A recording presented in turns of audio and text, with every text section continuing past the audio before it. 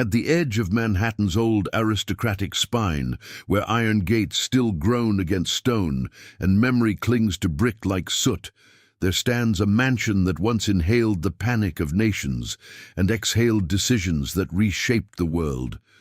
The air around it feels heavier, as if history condensed here and never fully dispersed. Behind its limestone facade, beneath ceilings frescoed in muted gold and shadow, financial empires were fortified, rivalries sharpened, governments steadied or undone. The residence of J.P. Morgan at 219 Madison Avenue was not merely a home. It was a command center during storms that shook the global economy. Within these walls, in rooms thick with cigar smoke and guarded silence, crises were contained not by public decree, but by private resolve. The Morgan estate did not announce its influence. It absorbed it. Every carved banister, every Persian rug underfoot, every locked mahogany door suggested control, measured, deliberate, absolute. The mansion watched as railroads collapsed, banks trembled and markets spiraled. It listened to whispered negotiations that lasted until dawn. It bore witness to desperation and to calculation. And as gaslight flickered across oil portraits of ancestors, the house itself seemed to understand the gravity of what unfolded inside it. Beyond its doors, carriages once lined the street in tense silence during the panic of 1907. Men entered pale and uncertain and left with futures altered. Some were saved, others were sacrificed. The estate became a crucible where fortunes were weighed against survival, where the invisible architecture of American finance was drafted in ink and sealed in private handshake. The mansion still stands, its windows reflecting a city transformed. But beneath its quiet exterior lingers the echo of urgent footsteps on marble floors, the low murmur of crisis meetings, the metallic click of vault doors, and the oppressive awareness that for a time the stability of a nation rested inside a single home. This is the story of the hidden empire of the Morgan estate, the bank that controlled crises, not from boardrooms downtown, but from within the shadowed rooms of a mansion that became both sanctuary and battlefield. The mansion rose in 1853, its Italianate architecture deliberate and restrained, a statement of permanence rather than extravagance. Brownstone blocks formed its spine, heavy and cool to the touch, absorbing the damp breath of New York summers and the brittle frost of its winters. Gas lamps once flickered against its facade, casting elongated shadows that trembled over the carved cornices and arched windows. Inside, the floors creaked faintly under the weight of layered carpets, and the scent of leather-bound volumes drifted from study to corridor. When Junior Spencer Morgan acquired influence across the Atlantic, the house began to shift from domestic space to strategic ground. Letters arrived in thick envelopes sealed with wax, delivered by gloved hands.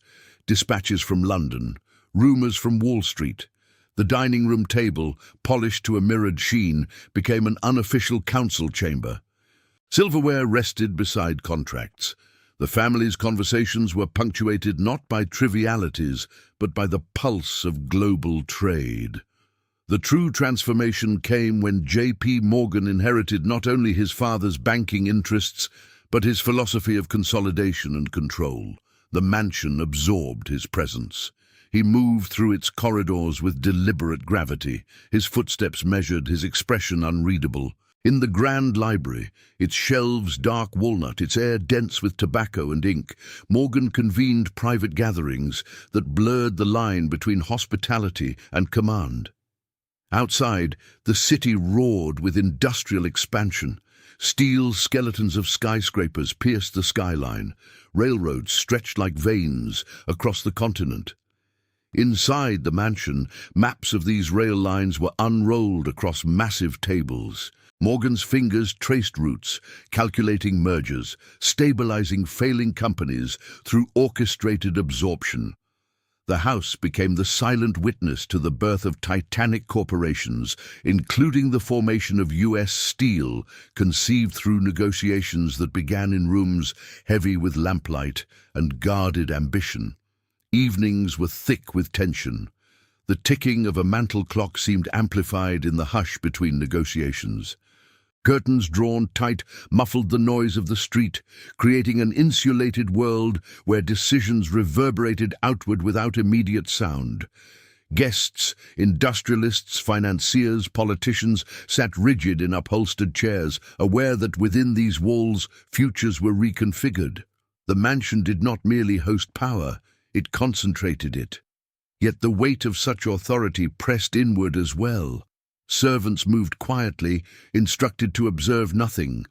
The family dined beneath portraits, whose painted eyes seemed to follow each movement. The boundaries between personal life and national consequence dissolved. In private chambers upstairs, the silence felt different, less strategic, more oppressive. The house held secrets that were never spoken beyond its walls. As the 19th century closed, economic tremors grew more frequent. Bank runs, collapsing trusts, whispers of instability. The mansion stood unmoved, but within it, tension accumulated like static before lightning.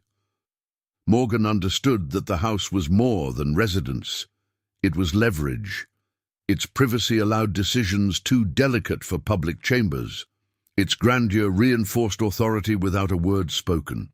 The estate's heavy doors closed each night with a resonant finality, sealing inside them conversations that would not appear in headlines but would determine them. The house gathered influence not through spectacle, but through concentration. It became the quiet axis around which financial storms would turn. In the autumn of 1907, the air around the mansion thickened with more than the usual humidity drifting up from the harbor. A tremor had begun in the financial district, subtle at first, like a hairline crack in glass. But by October, it had fractured into panic. Trust companies wavered. Depositors lined up outside banks before sunrise. Collars turned against the cold, their breath rising in pale clouds. The sound of anxious murmurs carried uptown, reaching the iron gates of the Morgan residence like a distant storm roll. Inside the mansion, the gas lights burned longer than usual. Heavy velvet curtains were drawn tight, sealing the interior from the sight of gathering crowds. The library became the epicenter. Its vaulted ceiling trapped the smoke of cigars, forming a grey canopy beneath ornate plasterwork. The scent was sharp: tobacco, ink, wool coats damp from the mist outside. The polished table at the center of the room was layered with telegrams, balance sheets, handwritten notes delivered by messengers who never lingered. J. P. Morgan stood beneath the amber glow of a brass lamp, his broad frame casting a distorted shadow against shelves filled with rare volumes. His expression was steady, but the lines around his eyes deepened as reports were read aloud. The collapse of the Knickerbocker Trust had ignited fear across the city. Banks refused to lend to one another.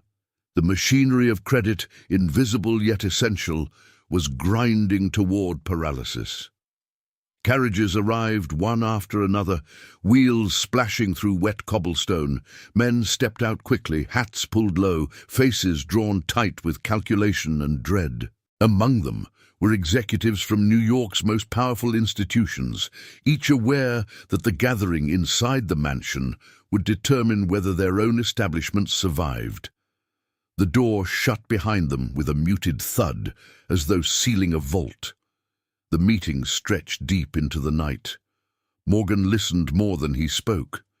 His study, normally a chamber of cultivated quiet, transformed into a crucible. The ticking of the clock on the mantel cut through tense silence between arguments. Papers were passed across the table. Hands trembled slightly as figures were recalculated. The floorboards creaked under shifting weight. Outside, a cold rain began to fall, tapping insistently against the tall windows. Morgan demanded full transparency. Books were opened, reserves disclosed, assets scrutinized.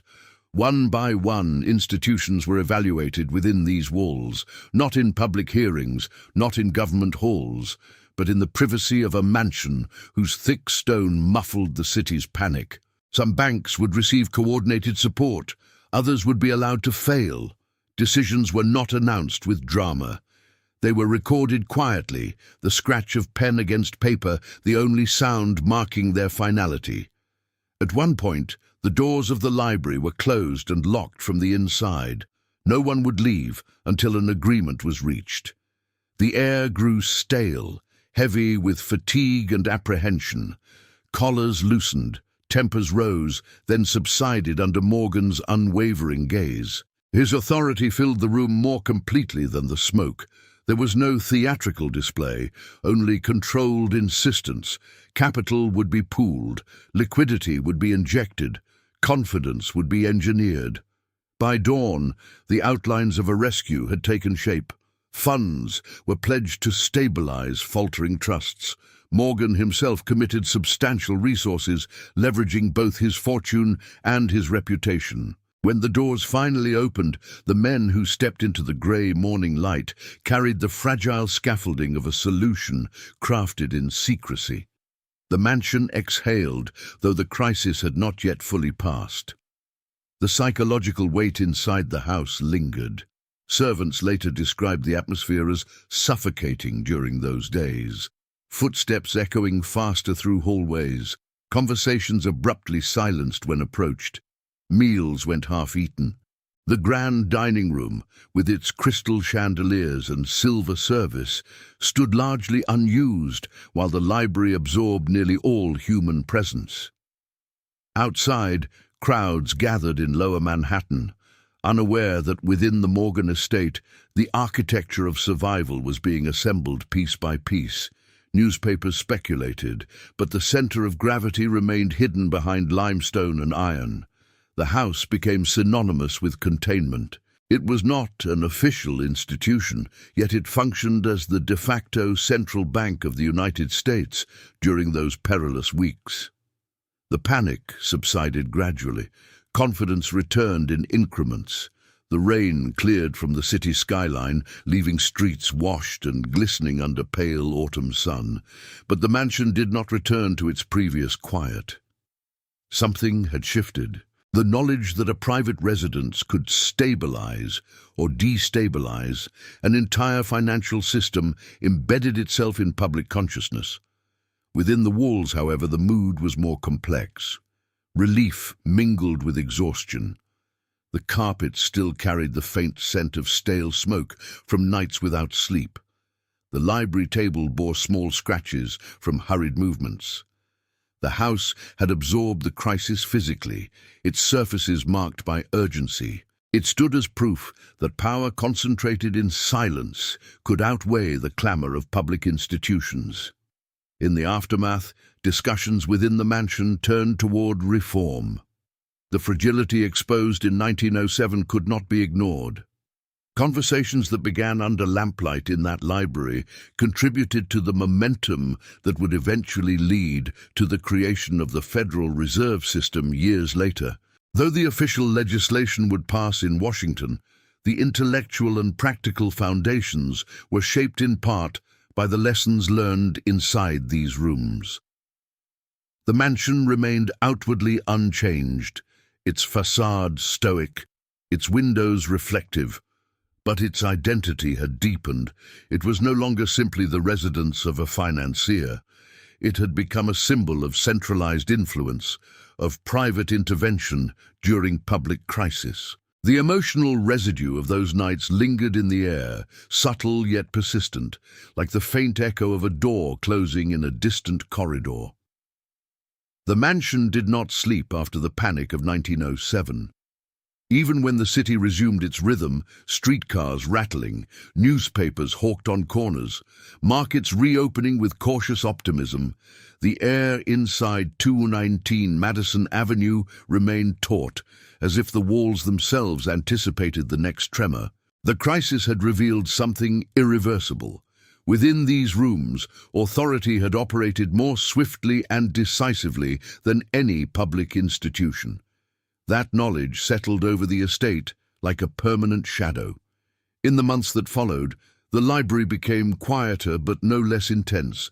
The long walnut table, once crowded with desperate men and scattered ledgers, now hosted smaller, more deliberate gatherings. The lamps were trimmed lower. Conversations were measured, voices rarely raised above a controlled murmur. The scent of cigar smoke lingered in the velvet drapes, woven permanently into their fibers. Outside, winter pressed against the stone facade, frost tracing delicate fractures along the window edges. J.P. Morgan moved through the mansion with deliberate calm.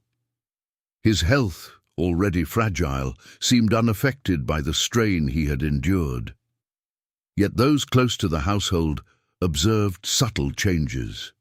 He spent longer hours alone in the library, seated beneath portraits of Renaissance masters he had collected with obsessive precision. The paintings, somber Madonnas, stern-faced nobles, watched silently as he contemplated the structural weaknesses exposed by the panic. The house felt contemplative, almost brooding. Discussions within those walls turned increasingly towards systemic reform. Financial leaders returned, not in desperation this time, but in cautious consultation. They spoke of reserve mechanisms, coordinated oversight, and the need for an institution capable of responding to crises without relying on the will of a single man. The irony was palpable, but unspoken. The mansion that had functioned as a temporary central bank now hosted debates that would eventually render such private intervention unnecessary. In 1910, another meeting, less publicized but equally consequential, was conceived in the quiet of the Morgan estate. While the famous gathering at Jekyll Island would later shape the blueprint for the Federal Reserve, preliminary conversations among influential financiers were incubated in spaces like this library. The House absorbed their outlines: regional reserve banks, elastic currency, centralized authority balanced against private interests. The ticking of the mantle clock punctuated ideas that would alter the nation's financial architecture. Yet beneath the intellectual rigor, tension persisted. The concentration of power within one family and within one address had drawn scrutiny. Critics whispered of oligarchy, of invisible hands guiding markets from behind closed doors. Outside the gates, reporters occasionally lingered longer than usual, their notebooks poised. The mansion's ironwork cast long, prison-like shadows across the sidewalk at dusk, reinforcing an image of secrecy. Inside, the family felt the weight of perception. Morgan's son, J.P. Morgan Jr., had observed these developments from within the same rooms that had defined his father's authority. The younger Morgan inherited not only wealth, but expectation. His footsteps echoed across the marble foyer with a different cadence, measured, yet searching. He understood that the mansion was both sanctuary and burden. Its grandeur demanded continuity. Its history demanded resolve. When J.P. Morgan died in 1913, the atmosphere within the house shifted palpably. The day was heavy with rain, the sky a dull slate pressing low over Manhattan. Black carriages lined the curb once more, but this time not for negotiation. The great doors opened to mourners who moved through corridors dimmed deliberately, curtains drawn in respect. The library stood silent, its table cleared, lamps extinguished. The absence of his presence altered the acoustics. Even whispers seemed to travel farther. The estate entered a period of introspection. The younger Morgan assumed leadership of the banking empire, and the mansion resumed its role as private command center. But the world outside was darkening in new ways. Europe edged toward war. Alliances tightened. Armament contracts multiplied. Within the study, maps once again covered the table, this time not of railroads, but of battlefronts and shipping routes. When the First World War erupted in 1914, the Morgan firm became a principal financial agent for the British and French governments in the United States. Though official offices downtown handled transactions, Strategic conversations often returned to the mansion's insulated chambers. The house absorbed the tension of global conflict, telegrams reporting casualties, requests for credit, negotiations over munitions financing. The scent of paper and sealing wax mingled with the ever-present tobacco smoke. Night after night, lights burned late behind the tall windows. The city outside pulsed with wartime industry, but within these walls, decisions carried a different gravity. Loans extended from Morgan & Co. were not abstract figures, they were lifelines to nations at war. The psychological burden settled heavily on the occupants. The mansion felt less like a home and more like a nerve center connected to distant trenches by invisible threads of debt and obligation. Opposition intensified. Critics accused the firm of profiting from bloodshed, of steering the United States toward entanglement. In 1915, a bomb exploded at the offices of J.P. Morgan & Commerce on Wall Street, shattering windows and injuring employees. Though the blast occurred downtown, its reverberations were felt within the mansion. Security tightened. Gates were reinforced. Conversations lowered further, tinged with vigilance. The estate's corridors seemed narrower during those years. The portraits on the walls appeared sterner under dimmed lighting. The house bore the psychological imprint of accusation and defense, of global responsibility intertwined with personal risk. Yet operations continued. Contracts were signed. Credit flowed. The war raged on.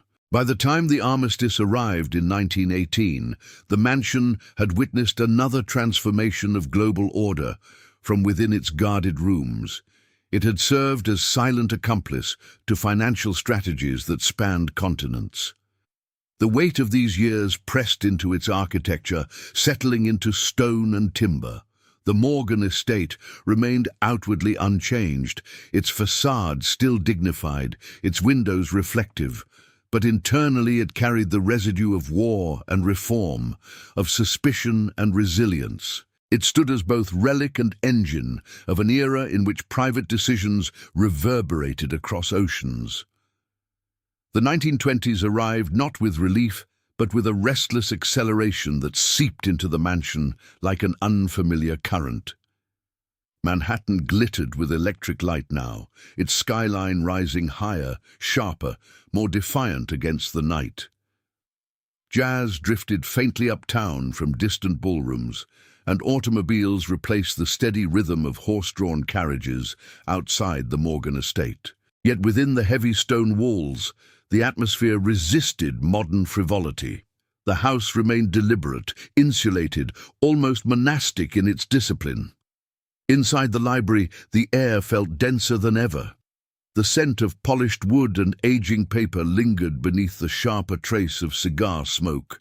The portraits still watched from gilded frames, their painted expressions unchanged as markets climbed with unprecedented speed. Stocks surged. Speculation multiplied. Fortunes were created in days. Newspapers celebrated a new era of permanent prosperity. But within the mansion, the tone was not celebratory, it was cautious. J.P. Morgan Jr. presided over meetings at the same long walnut table where his father had once contained panic. The younger Morgan's posture was straighter, his gestures more restrained, yet the weight of inheritance hung visibly over him. He had seen how quickly confidence could evaporate.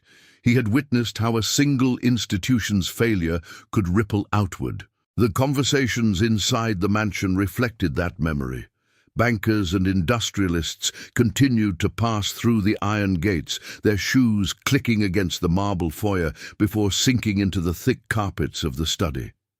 They spoke in lower tones now, not because of immediate crisis, but because of unease.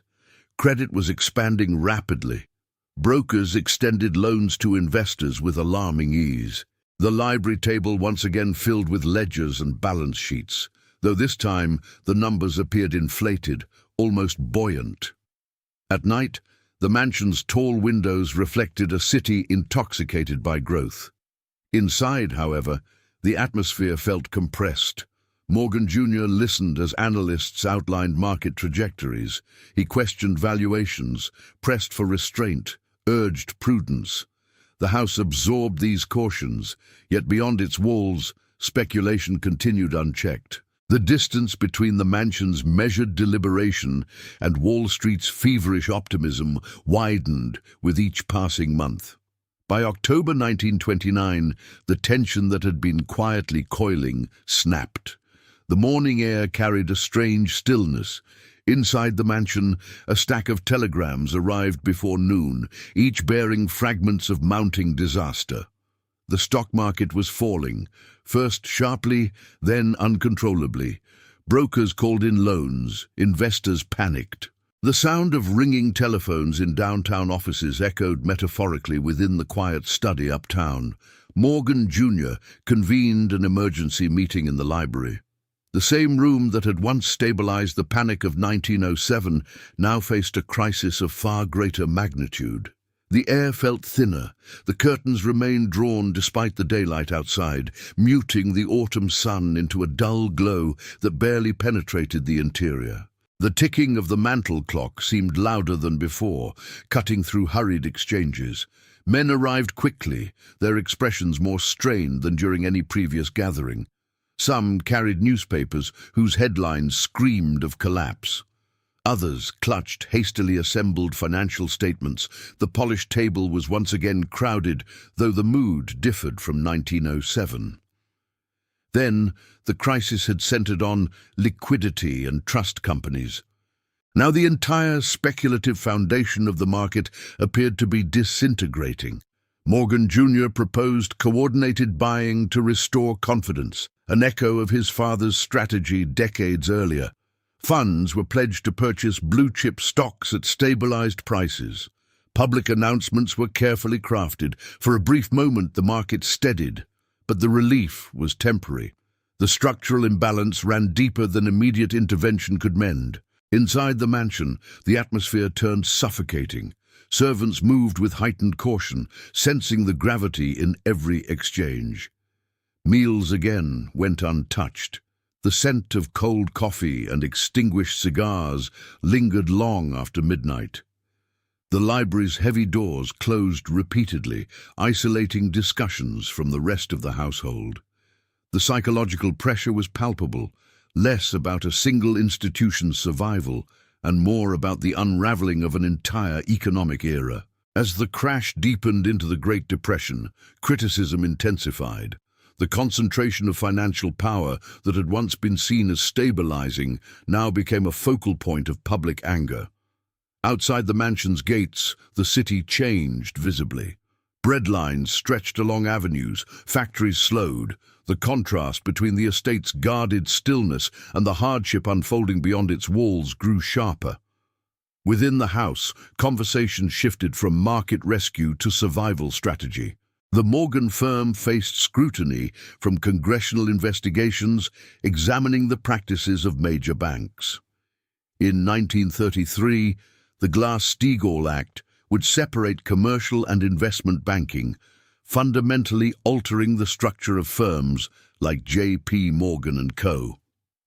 The debates that shaped the firm's response unfolded within these same rooms. The mansion felt different during these years, not merely tense, but introspective. The portraits on the walls seemed heavier, their gilded frames catching less light in the subdued atmosphere.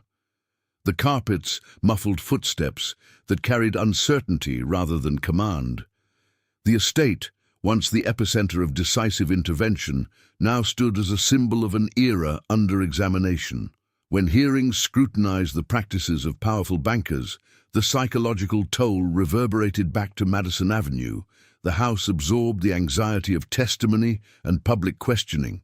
Its walls, which had long protected private deliberation, could not shield its occupants from shifting political tides. Yet the mansion endured. Its facade remained composed, its architecture unchanged. Inside, strategies evolved. The Morgan banking empire would split, investment banking separated from commercial operations, leading to the formation of institutions that would shape global finance for decades. But those structural transformations trace their emotional origin to the pressure felt within these rooms during the darkest years of the Depression. The estate no longer functioned as the nation's unofficial central bank. Its era of direct crisis control had waned. Still, its legacy lingered in every decision made under its roof.